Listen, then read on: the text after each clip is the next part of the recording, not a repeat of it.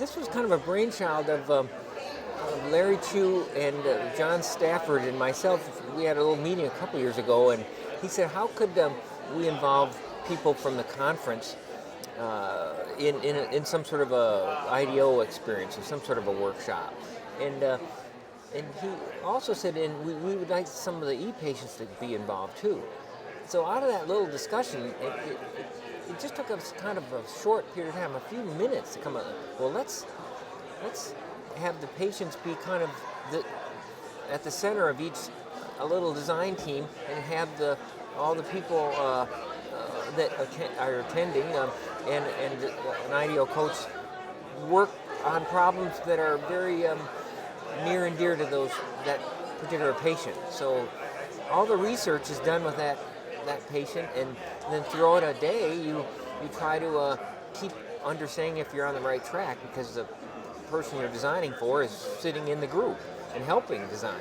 So we set it up and did it last year, and it got a lot of great feedback, and so we did it again Thursday, and I think it was even better than last year. Interesting ideas came out of this. And like what? Can you give us some examples?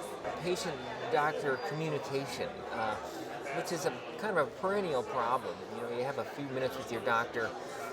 Do you have to repeat your story? And so a lot of ideas were for concept software on apps, or for your smartphone, or for your tablet, or that get the doctor up to speed on what tests have been done, so things don't have to be duplicated, and what your story is, or you don't have to fill out the forms every single time you go to an appointment. Yeah, and I know from the physician's perspective, it would be so much more efficient to have some of that information available to us, so we're not tracking down data from the past. And also from a financial aspect, so that we don't have to reorder all the labs, which would cost money just because we can't find the previous lab results. Right. But was this health challenge similar to things that you do at IDEO? It's built on a lot of the way we approached taking people through the design process in a day, sometimes a few days, but a few times as short as a few hours. But this whole design thinking process can be kind of compressed, and you still get a lot out of it. And then taking a step back, what role do you think IDEO and even design in general plays in healthcare in this new generation? IDEO is sort of based on this philosophy of finding inspiration directly from people that need it, the customer, the user, the patient. You have to kind of step back and start a little bit from first principles if you want to be innovative. You have to look for inspiration from the people that need it, instead of relying on your past experience, because things change and change quickly.